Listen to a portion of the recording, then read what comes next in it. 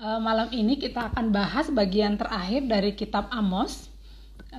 Saya berharap Bapak Ibu yang bergabung bisa mempersiapkan Alkitabnya, Amos 8 dan Amos pasal ke-9.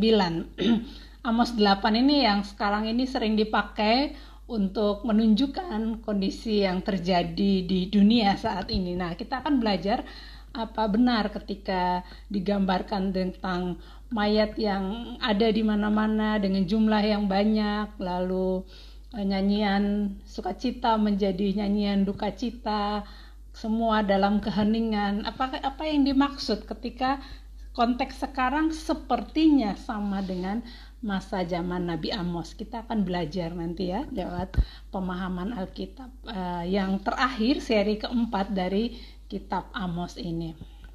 Sudah pukul 7 kita akan mulai. Saya mengajak kita semua untuk berdoa terlebih dahulu. Mari kita berdoa. Tuhan, terima kasih kalau kami boleh bersama-sama lagi di dalam pemahaman Alkitab pada malam ini. Tuhan berkati semua perangkat yang kami gunakan, biarlah Tuhan juga yang boleh menolong supaya pemahaman Alkitab ini boleh berjalan dengan lancar. Hikmat Tuhan menyertai hamba, Roh Kudus-Mu yang bekerja. Kami memulai pemahaman Alkitab ini di dalam nama Tuhan Yesus. Amin.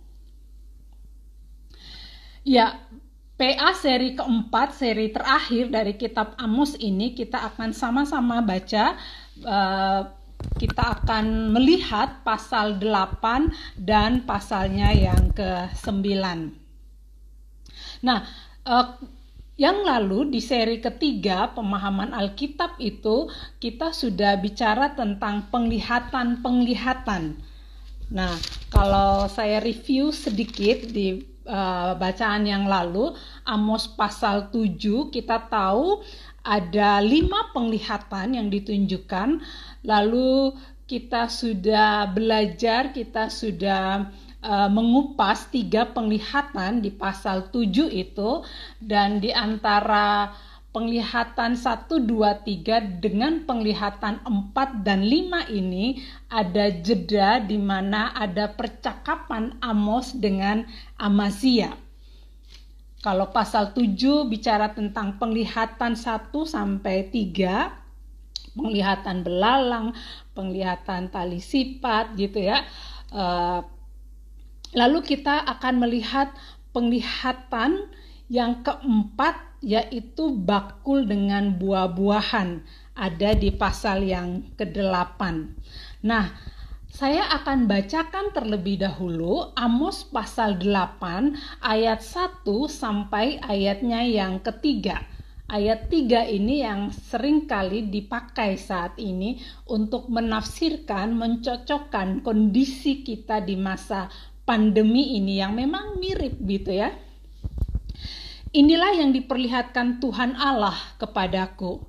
Tampak sebuah bakul berisi buah-buahan musim kemarau. Lalu berfirmanlah ia, apakah yang kau lihat, Amos? Jawabku, sebuah bakul berisi buah-buahan musim kemarau. Berfirmanlah Tuhan kepadaku, kesudahan telah datang bagi umatku Israel.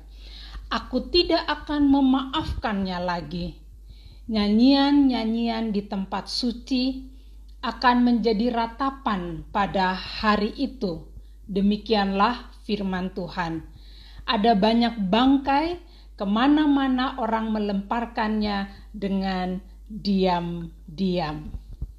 Nah, saudara-saudara, kalau kita baca Amos pasal 8 ayat 1 sampai ayat 1 sampai 3 ini, sebenarnya Amos 8 ayat 1 sampai 3 itu seperti pengantarnya, lalu jenis-jenis musibahnya seperti apa nanti akan kita lihat ayat 4 sampai ayatnya yang ke-14.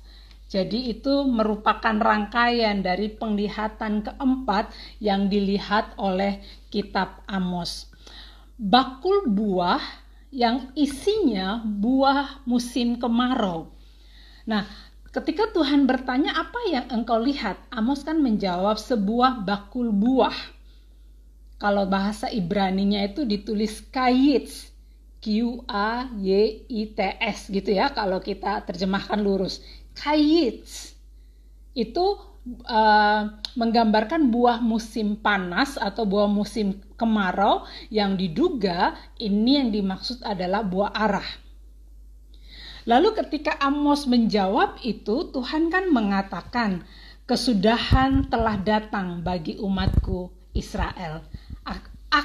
Masa akhir telah datang.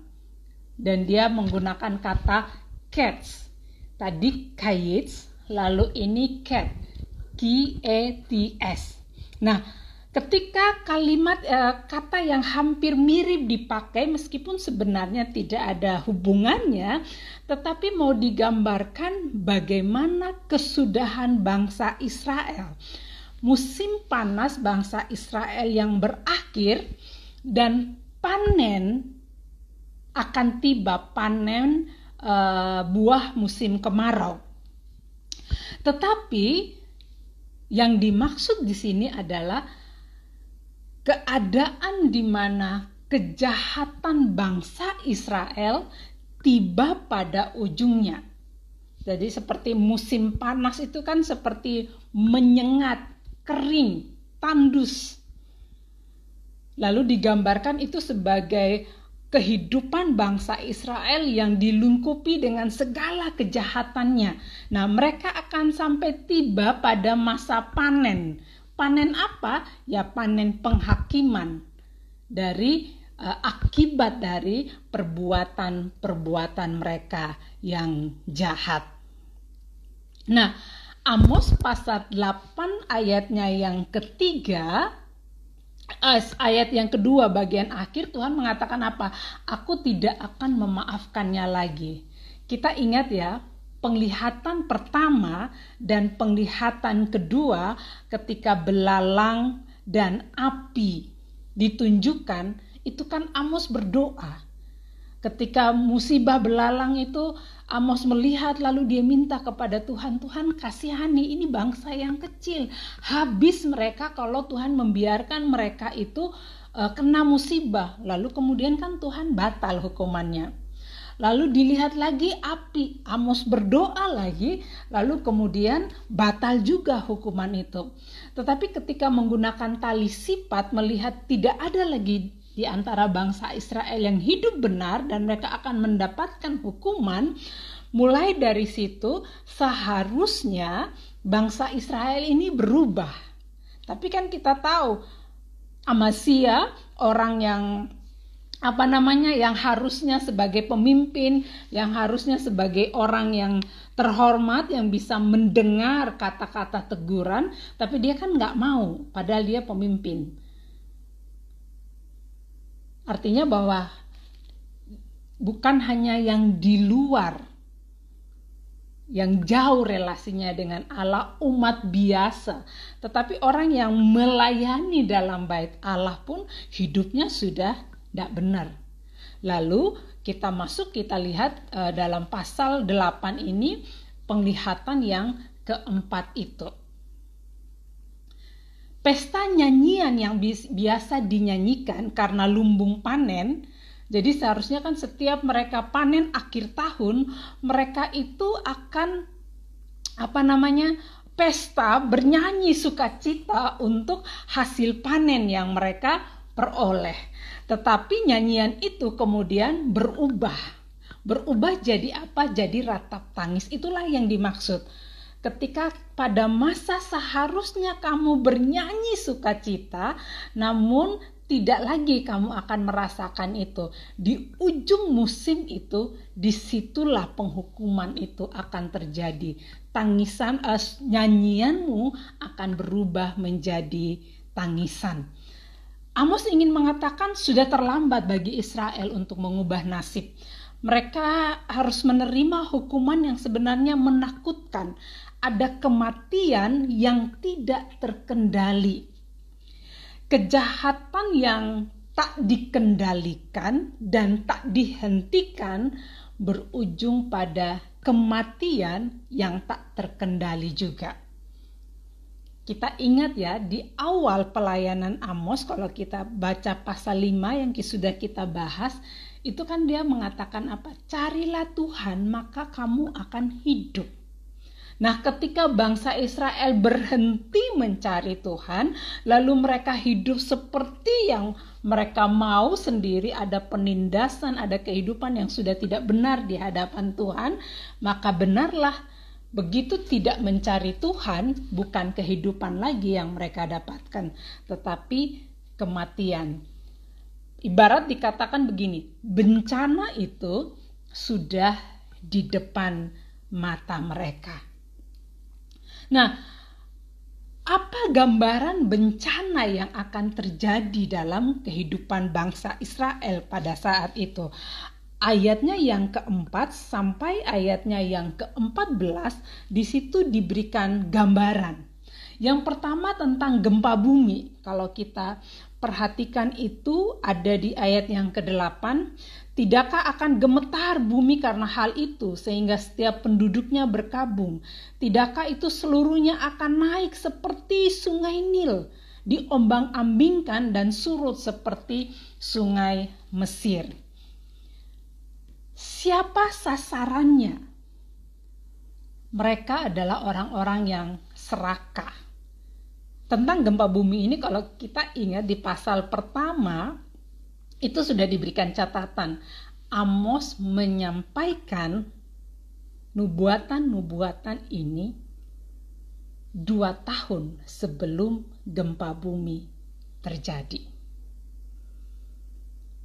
Nah, ketika Amos menyampaikan itu, lalu seperti apa dia bicara tentang gempa bumi yang terjadi? Itu sasarannya siapa? Rupanya orang-orang yang serakah, yang menindas orang-orang yang lemah. Dengarlah hai kamu yang menginjak-injak orang miskin, pasal 4, dan yang membinasakan orang sengsara di negeri ini. Dan berpikir bilakah bulan baru berlalu, supaya kita boleh menjual gandum, dan bilakah hari Sabat berlalu, supaya kita boleh menawarkan terigu dengan mengecilkan eva, membesarkan sikal, berbuat curang dengan neraca palsu, supaya kita membeli orang lemah karena uang dan orang miskin karena sepasang kasut, dan menjual terigu rosokan. Saudara-saudara, bayangkan hari raya atau hari Sabat itu harusnya kan hari perhentian, masa di mana hati mereka tertuju sepenuhnya kepada Allah. Kita tahu aturan hukum Sabat pada saat itu, semua orang harus berhenti dari bekerja. Tujuannya untuk tanah itu istirahat, memberikan kesempatan tanah bernapas, memberikan kesempatan hewan-hewan beristirahat, karena kita tahu mereka bekerja di ladang, maka mereka beternak dan sebagainya. Hewan-hewan itu bekerja dalam arti mereka melakukan bagiannya ketika harus mempersiapkan lahan untuk ditanam, begitu. Tenaga hewan yang dipakai gitu. Nah, itu mengistirahatkan semua itu pada hari perhentian itu. Nah, manusia melakukan apa? Ibadah kepada Allah, bersyukur untuk semua yang sudah lalu mengarahkan hati kepada Allah. Tetapi dalam bacaan kita ini kan keterlaluan yang mereka lakukan. Di hari raya atau di hari Sabat, mereka itu justru gelisah, seolah-olah mikir gini, kapan sih ini habis? Kapan sih ini selesai? Karena apa? Yang mereka harapkan supaya hari cepat berganti, yang mereka pikir bagaimana supaya kita bisa berdagang lagi, tapi dengan berlaku curang terhadap angka timbangan itu sehingga mereka mendapatkan keuntungan. Jadi hari yang harusnya mereka mengarahkan hati kepada Allah, tapi justru mereka berpikir bagaimana untuk semakin menindas orang-orang lemah ini. Bila manakah bulan baru? Itu kan bulan setelah hari raya. kita boleh menjual gandum. Kapan hari Sabat berlalu kita boleh menawarkan terigu. Ayat yang ke-6, lihat yang kejam mereka lakukan. Supaya kita membeli orang lemah karena uang. Ya karena mereka nggak punya uang, kamu beli menjadi budaknya, ya sudah mereka serahkan. Yang penting bisa makan. Dan orang yang miskin karena sepasang kasut dan menjual terigu rosokan. Nah, saudara-saudara, hukuman ini seperti menegur kegagalan dari aspek moral bangsa Israel yang sudah rusak pada saat itu. Gempa bumi itu mau diingatkan bukan lagi sebagai fenomena alam, tapi sebagai peringatan keras dari Allah yang menegur kegagalan bangsa Israel dari aspek moral. Mereka yang menekan orang miskin untuk kemakmurannya.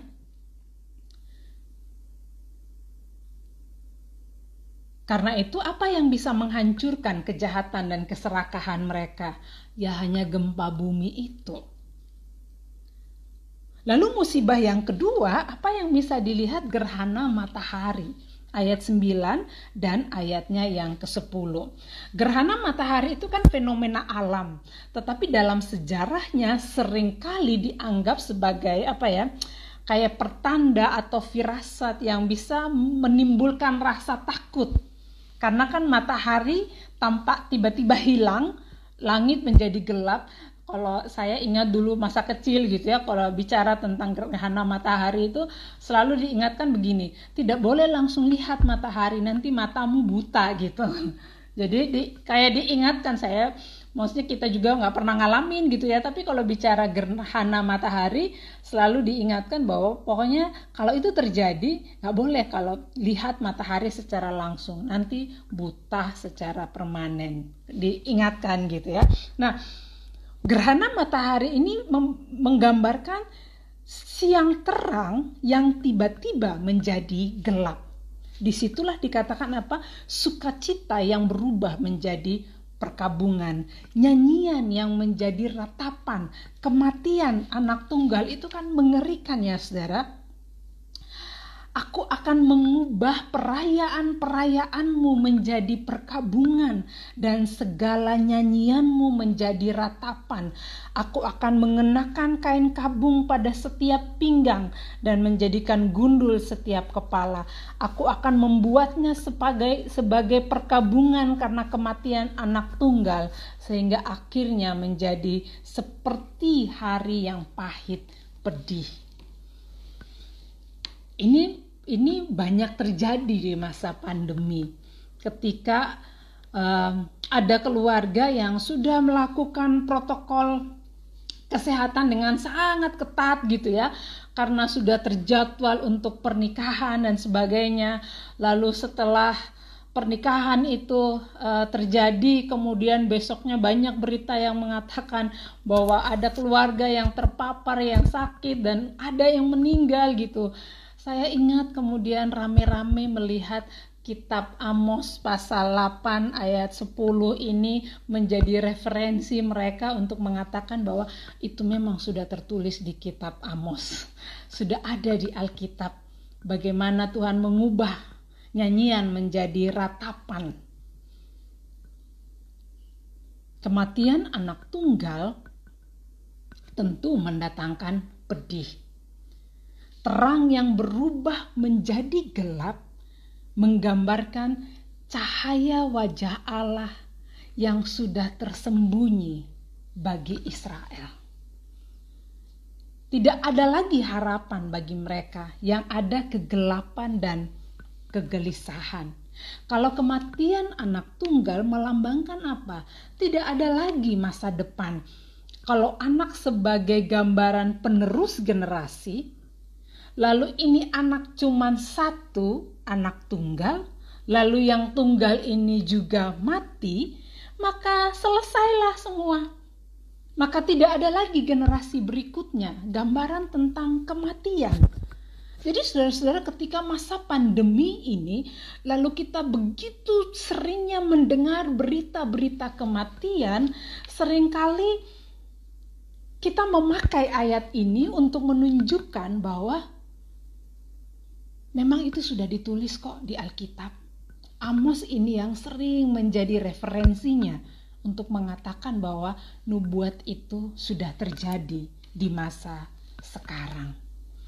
Tetapi yang saya mau ajak sebelum kita sampai pada kesimpulan, benar nggak sih itu referensinya, benar nggak ini nubuatnya yang sudah terpenuhi atau yang terjadi sekarang ini, apalagi di masa pandemi ini, kita akan lihat secara lengkap dulu.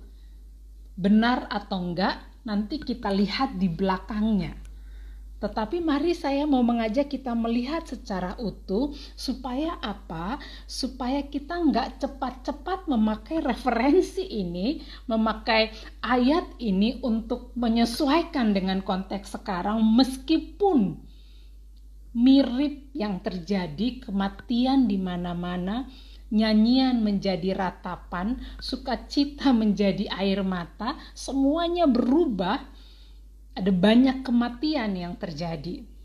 Tapi kita akan lihat, kalau bicara dari gerhana matahari ini mau menggambarkan terang yang tiba-tiba gelap, mau mengatakan bahwa terang Allah yang seolah-olah yang tidak mau bersinar lagi bagi bangsa Israel. Dan itu sangat menggelisahkan. Tetapi ada bahaya yang lebih parah dari itu menurut saya. Itu yang ada di musibah ketiga yang menjadi bagian dari penglihatan yang keempat ini. Musibah ketiga itu musibah apa? Kelaparan, lapar dan haus. Bukan hanya sekedar lapar dan haus akan makanan dan minuman, saudara, tapi lapar dan haus akan firman. Kita perhatikan ayat 11 sampai ayat 14. Pasal 8 ayat 11 sampai 14. Sesungguhnya waktu akan datang, demikianlah firman Tuhan Allah. Aku akan mengirimkan kelaparan ke negeri ini. Bukan kelaparan akan makanan, bukan kehausan akan air, melainkan akan mendengarkan firman Tuhan. Mereka akan mengembara dari laut ke laut dan menjelajah dari utara ke timur untuk mencari firman Tuhan, tetapi tidak mendapatnya. Pada hari itu akan rebah lesu anak-anak dara yang cantik dan anak-anak teruna karena haus. 14 bagian yang terakhir saya langsung lompat. Mereka itu akan rebah dan tidak akan bangkit lagi. Anda bayangkan ketika dikatakan mereka masuk pada fase kelaparan, tapi kelaparan dan kehausan akan firman. Ketika orang mencari firman, tapi sudah tidak didengarkan lagi. Tidak ada lagi suara Tuhan yang menyapa mereka. Itu kan, ya itulah kematian kekal. Mereka mencari, mengembara, artinya ada masa ketika mereka sepertinya ingin kembali. Ketika mereka sudah ingin kembali, tapi kemudian semuanya terlambat. Tidak diizinkan lagi untuk mendengar firman Allah. Saudara-saudara, setiap kali membahas kitab Amos pasal ini, saya itu selalu merinding dan sedikit ketakutan. Anda bayangkan kalau kita sudah tidak diperkenankan lagi untuk mendengar firman. Lah untuk apa hidup kita gitu? Kita sedang butuh-butuhnya firman, tapi kemudian kita tidak dapat mengakses lagi. Anda bayangkan tiba-tiba Alkitab itu hilang, tidak tersedia, Android kita tidak tersedia, pokoknya semuanya tidak ada lagi yang bisa mengatakan firman. Kita nggak bisa mendengar lagi suara Tuhan. Itu bukan hanya kehilangan arah gitu ya, itu seperti bisa kehilangan napas. Nah, kenapa mereka haus dan lapar akan firman? Ini kan kita ingat, di dalam kitab Ulangan, ada perkataan yang menegaskan tentang pentingnya firman. Manusia tidak hidup dari roti saja, tetapi dari firman, dari segala yang diucapkan Tuhan. Itu yang kemudian dikutip oleh Tuhan Yesus. Kita ingat Tuhan Yesus ketika pencobaan di padang gurun, lalu kemudian dia dicobai, kamu ubah saja batu-batu ini menjadi roti di saat dia kelaparan luar biasa. Tapi Yesus kan berkata, ada tertulis, manusia tidak hidup dari roti saja, tetapi dari firman Allah. Nah, saudara-saudara, itu menandakan bahwa kehidupan manusia itu bergantung pada firman. Mari kita tarik lebih jauh lagi. Ketika peristiwa penciptaan. Ketika peristiwa penciptaan, Allah berfirman maka jadi kan.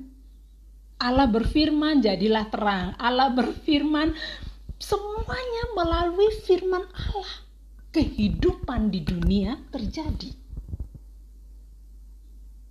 Ketika dia menciptakan manusia, dia menciptakan dengan tangannya, lalu dia menghembuskan rohnya.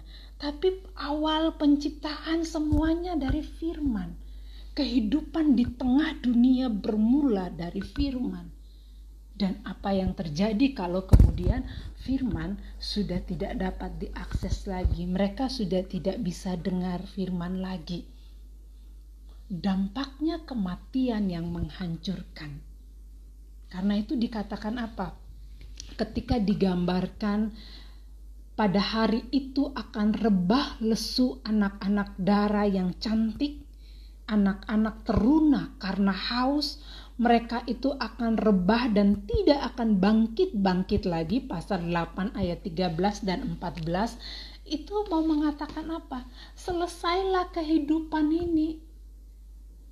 Kalau yang generasi penerus saja yang muda kemudian mati, lalu siapa yang diharapkan meneruskan? Sementara perempuan dan laki-laki ini, mereka yang masih muda sudah lesu dan tak bangkit-bangkit lagi, yang menandakan sudah mati kematian. Jadi itu gambaran bayangan kematian yang luar biasa, yang mau menandakan bahwa ketika mereka mau mencari, sudah tidak ada lagi kesempatan untuk mencari. Berkali-kali Allah menyampaikan, tapi kesempatan itu dibuang semakin menjadi-jadi. Ketika mereka mendengar teguran yang begitu keras dan kemudian mereka mungkin ingin kembali, bukti dari mereka ingin mencari firman, mereka udah gak ketemu lagi. Disitulah kematian kekal itu.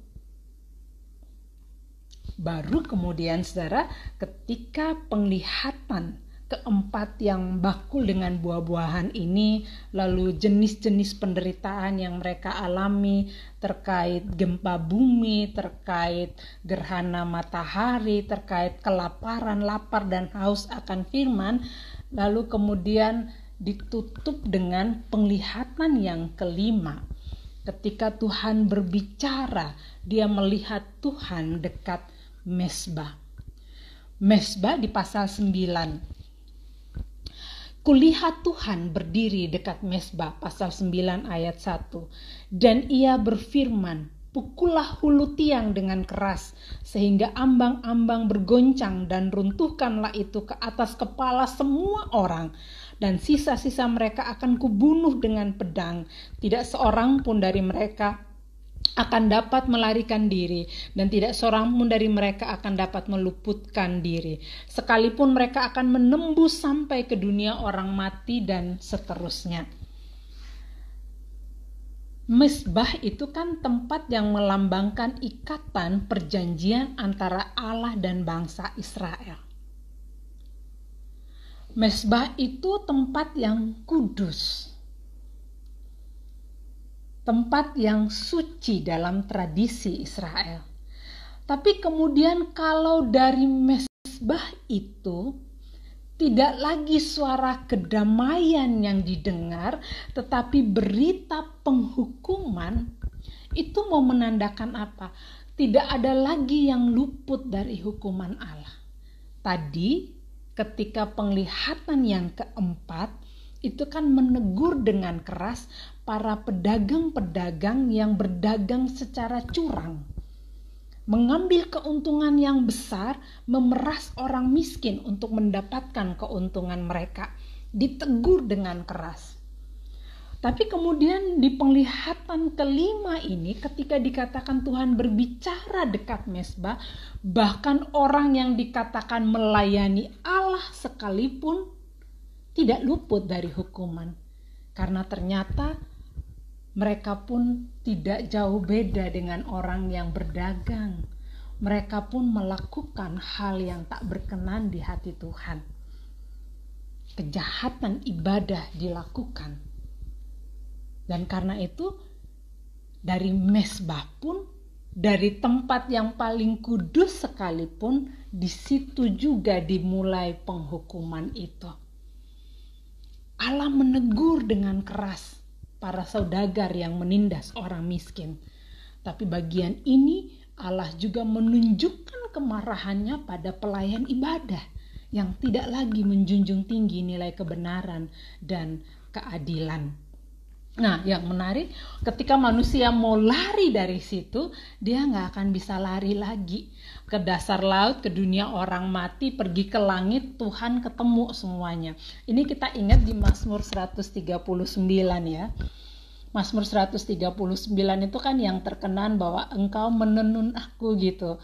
Tetapi kemana aku bisa pergi menjauhi rohmu? Bila aku terbang dengan sayap fajar, engkau pun di sana. Bila aku ke dasar laut, engkau ada di sana. Bila aku ke dunia orang mati, engkau pun ada di sana. Semua tempat pemazmur merasakan bahwa tidak ada tempat yang tidak ada Allah. Di dunia orang mati sekalipun, ketika dia mau berlari nggak bisa. Tuhan tetap ketemu, Tuhan tetap melihat. Nah, ini pun di bagian nubuat Amos ini seperti diulang juga. Kamu mau pergi ke langit begitu, sekalipun mereka mau menembus sampai ke dunia orang mati, tanganku akan mengambil mereka dari sana. Sekalipun mereka naik ke langit, aku akan menurunkan mereka dari sana. Sekalipun mereka bersembunyi di puncak Gunung Karmel, aku akan mengusut dan mengambil mereka dari sana. Jadi semuanya, tidak ada tempat yang tak ada Allah. Tidak bisa mereka bersembunyi. Semua terlihat oleh Allah. Tidak ada yang luput.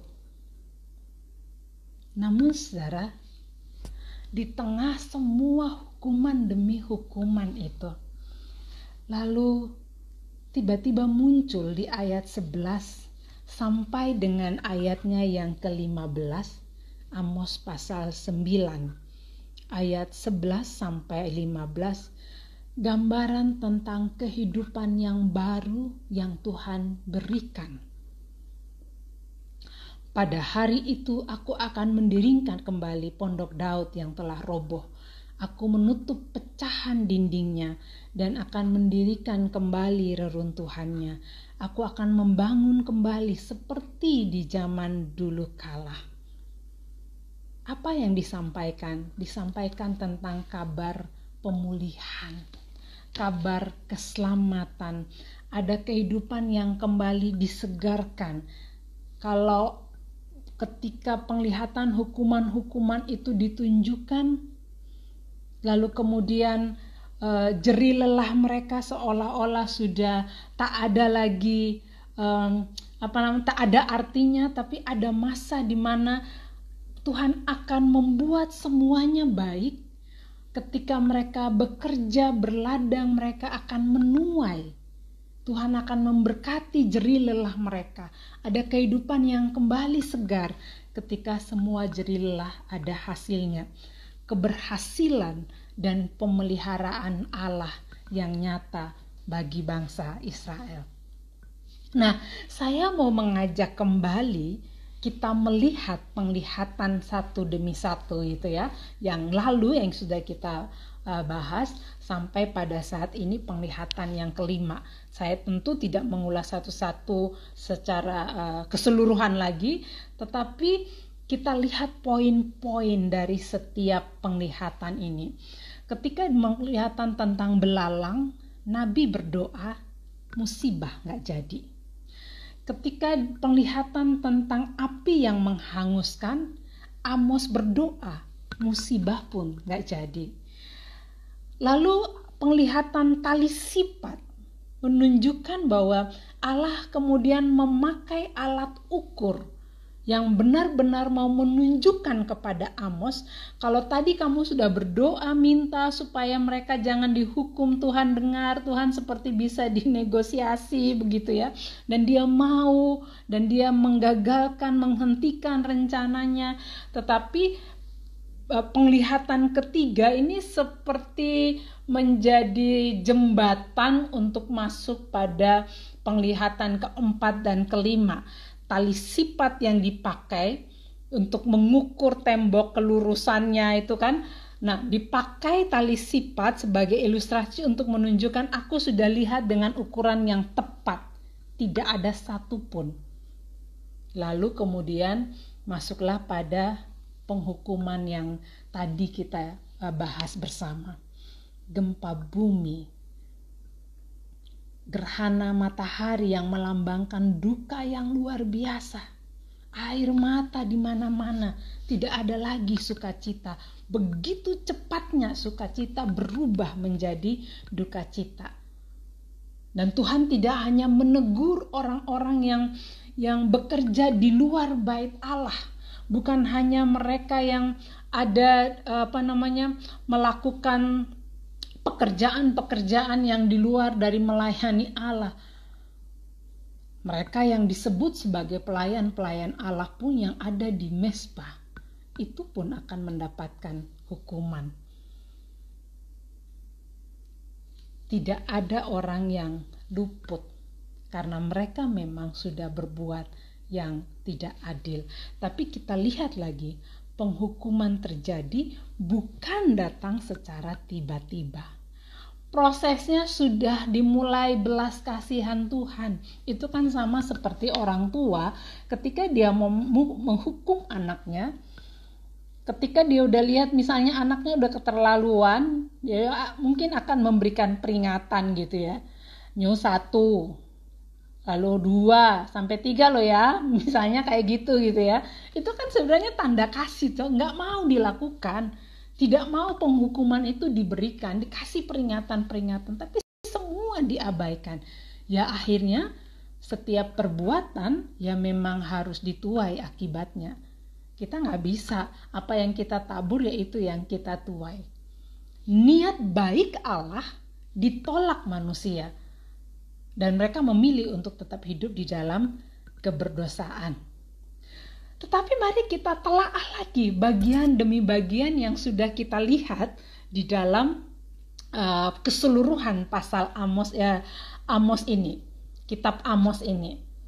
Saya mau mengajak kita review sedikit gitu ya, setelah kita bahas tentang penglihatan itu, lalu mari kita review sedikit apa yang sudah kita percakapkan. Bagian yang pertama, beberapa waktu yang lalu gitu, kan kita bahas pasal 1 dan pasal 2. Di situ kan Amos menyebut bangsa-bangsa, masing-masing dengan perbuatannya, kenapa mereka dihukum itu hukumannya jelas, bangsanya siapa disebut gitu ya. Di pasal 1 dan pasal 2. Artinya apa? Tidak ada yang tersembunyi di mata Tuhan. Semua, tidak ada yang terkecuali. Bangsa Israel adalah umat pilihan Allah, ya.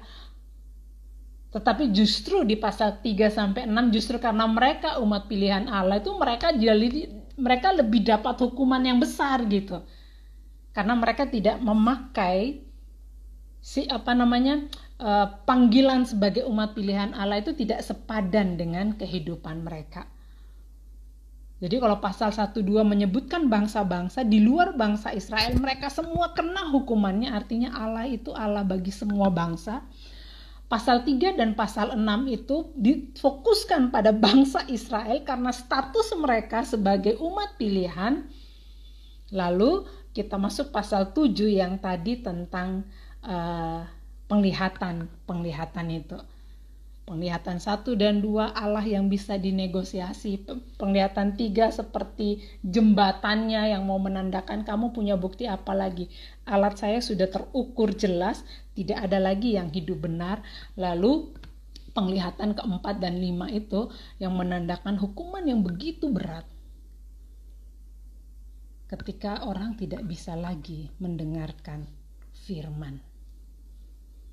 ketika dari mezbah itu pun bukan lagi berita pendamaian, tapi berita penghukuman. Artinya apa? Kalau Allah melihat dengan jeli bangsa demi bangsa, apa saja kesalahan mereka, maka ini yang mau memberi pesan kepada kita betapa pentingnya hidup dalam kebenaran dan integritas. Integritas itu apa? Jangan hanya ketika orang melihat kita baik, ketika ada orang di sekitar kita, baru kemudian kita seperti menunjukkan kesalehan dan kebaikan. Tapi begitu di luar itu, lalu kita menjadi sangat brutal dan jahat. Ingat, ketika dikatakan semua bangsa disebut dengan kesalahan mereka yang jelas, Tuhan mau mengatakan gak ada yang tersembunyi. Bahkan di bagian akhir tadi kan kita baca juga, mau lari di ujung langit atau di dasar laut, di dunia orang mati sudah gak bisa, Tuhan ketemu. Jadi betapa masa ini mengingatkan kita untuk berjuang hidup benar dan berintegritas itu penting. Allah melihat siapa kita. Lalu bagian yang kedua, kita diingatkan untuk mencari Tuhan. Amos pasal 5, carilah Tuhan maka kamu akan hidup.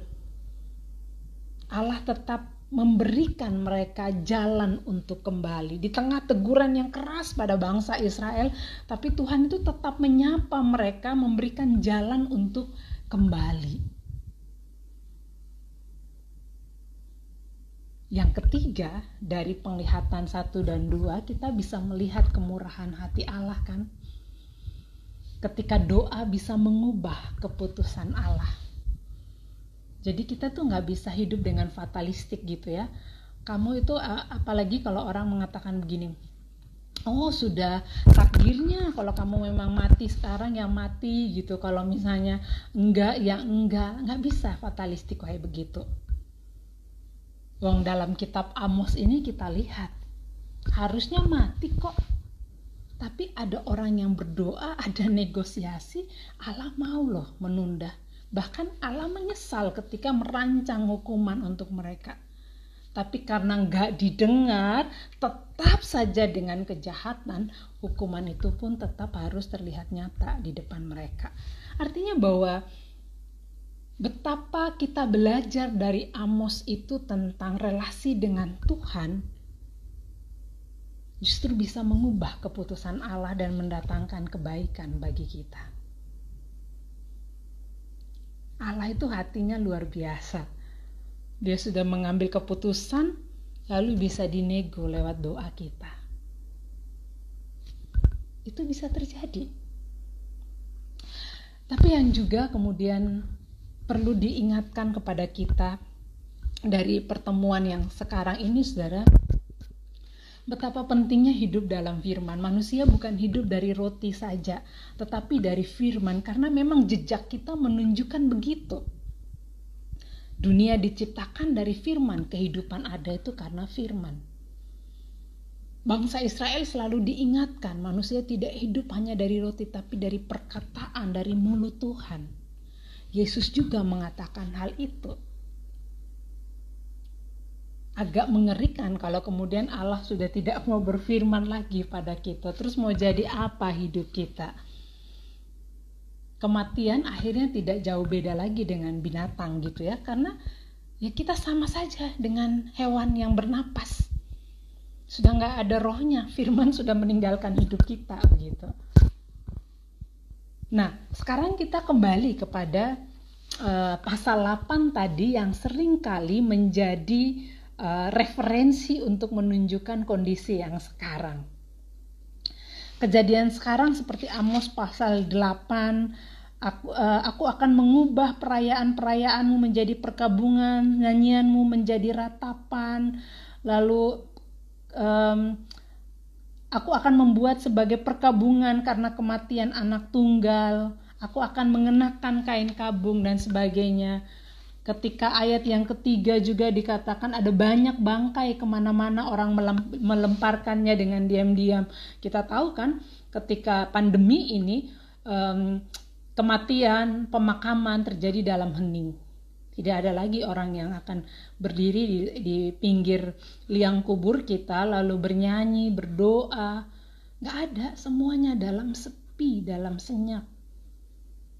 Saya pernah melayani itu, melihat proses pemakaman itu gak sampai 1 menit. Dari ambulans masuk ke dalam liang kubur, begitu cepatnya diangkat lalu dipindahkan, sudah ditutup, bukan lagi pakai tenaga manusia, pakai alat, ya sudah lalu selesai. Dan itu gak sampai 1 menit. Ambulans itu di pinggir kubur, lalu kemudian langsung, dan gak sampai 1 menit. Kenapa saya bisa tahu gak sampai 1 menit? Saya mencoba untuk merekam, pengen tahu waktunya itu berapa. Gak sampai, saudara. Ya itu terjadi di dalam senyap itu.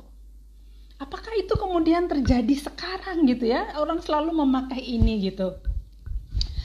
Saya mau mengajak kita melihat sejarah sebentar begitu ya. Bahwa di dunia ini pernah ada 2 pandemi yang juga begitu dahsyatnya dan berpengaruh dalam kehidupan gereja.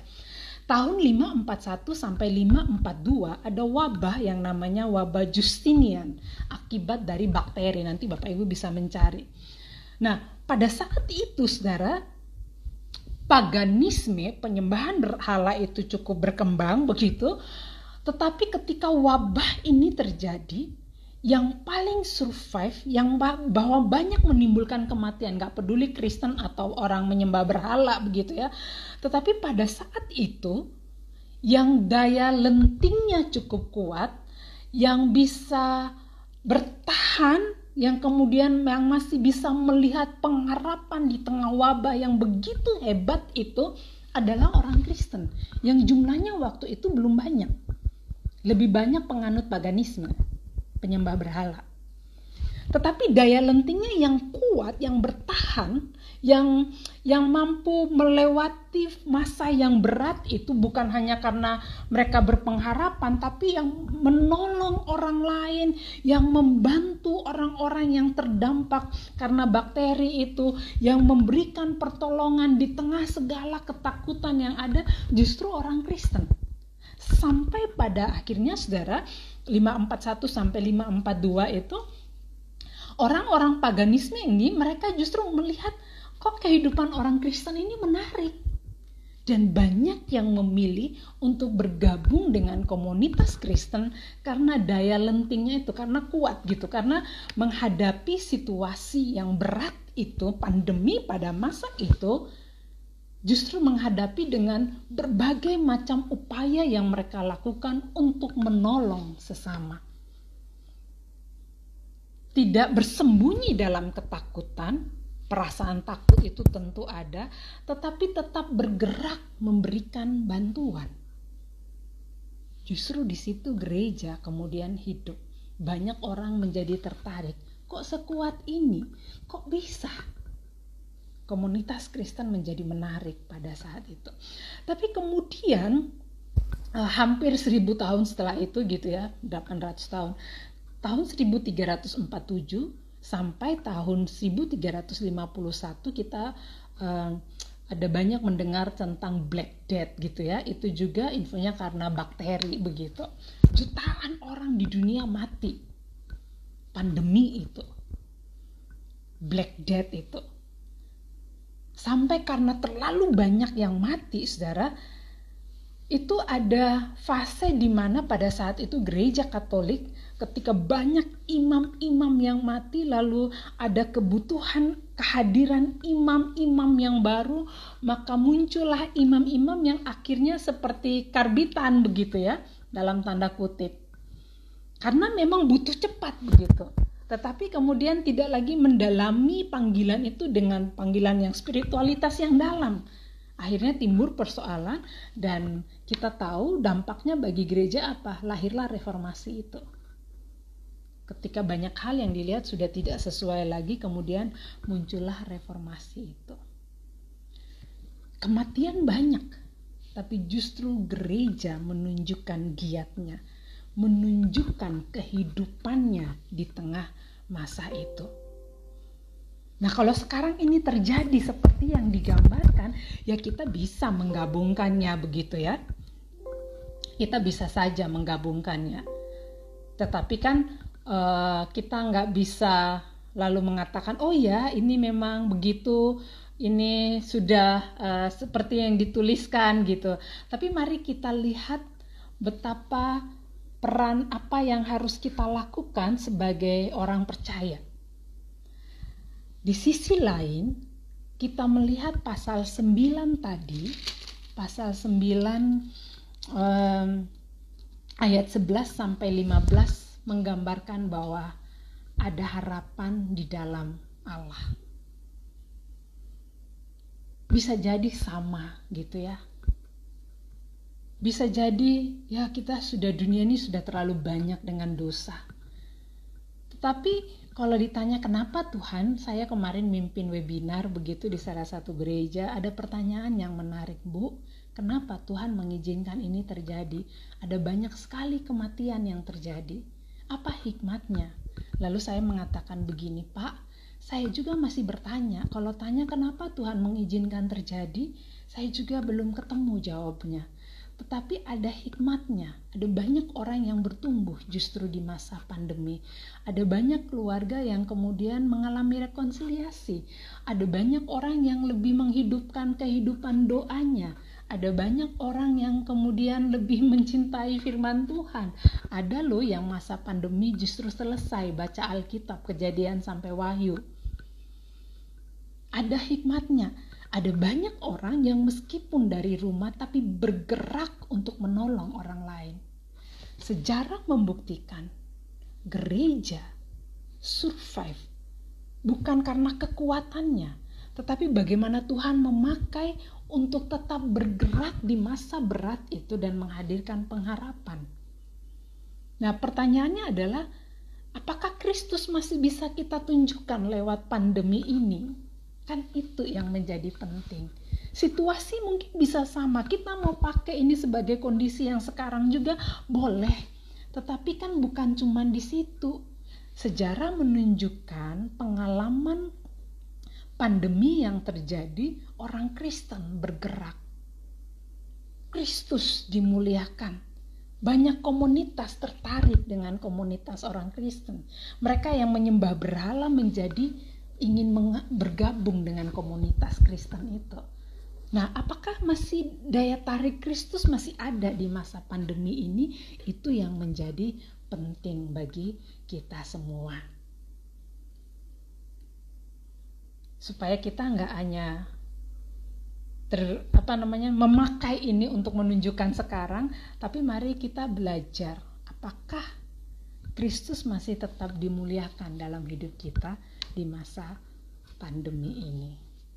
Nah, ini sudah mau hampir jam 8. Adakah yang mau bertanya terlebih dahulu? Mohon maaf ini jadi kepanjangan karena sudah sampai terakhir ya. Ada yang mau bertanya? Silahkan.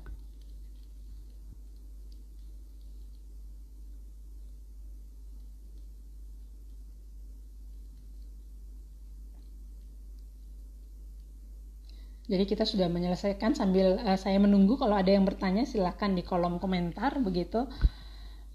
Kita sudah menyelesaikan kitab Amos, kita sudah mengenal, berupaya memahami secara utuh bagian demi bagian. Yang kabar baiknya adalah di setiap berita-berita penghukuman itu ada berita-berita baik, ada cinta kasih yang terselip di situ. Hanya kan tinggal keputusan ini di tangan kita.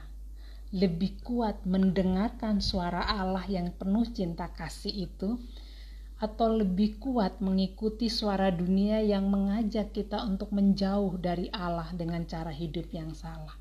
Semua pilihan di kita. Di antara berita buruk dan berita baik itu, keputusan itu di tangan kita.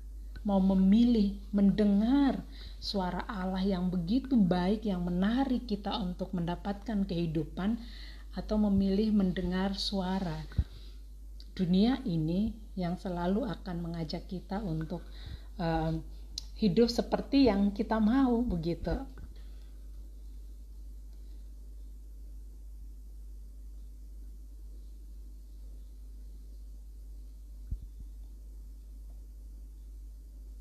apakah Bapak Ibu cukup bisa memahami kitab Amos secara utuh? Kalau belum ada yang bertanya begitu, bisakah diberikan respon? Apakah Bapak Ibu sudah bisa memahami paling enggak gambar besar dari kitab Amos ini? Saya sedang berpikir PA berikutnya ketika saya yang memimpin, kita akan bahas nabi-nabi dalam perjanjian lama ya, nabi-nabi kecil. Misalnya kita akan bahas Obaja berikutnya, lalu kita akan bahas Yunus supaya kita punya pemahaman bersama terkait kitab-kitab yang seringkali mungkin kita nggak terlalu paham ketika kita baca sendiri.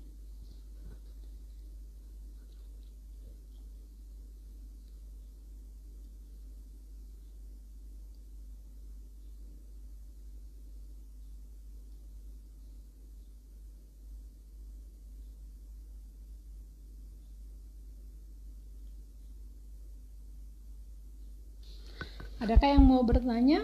Ada yang, apakah sudah cukup jelas bagi Bapak Ibu terkait kitab Amos ini di bagian yang terakhir, dan sedikit kita mereview pasal demi bagian-bagian yang sudah kita diskusikan sebelumnya. Bu Yani, oke Tante, terima kasih, cukup jelas.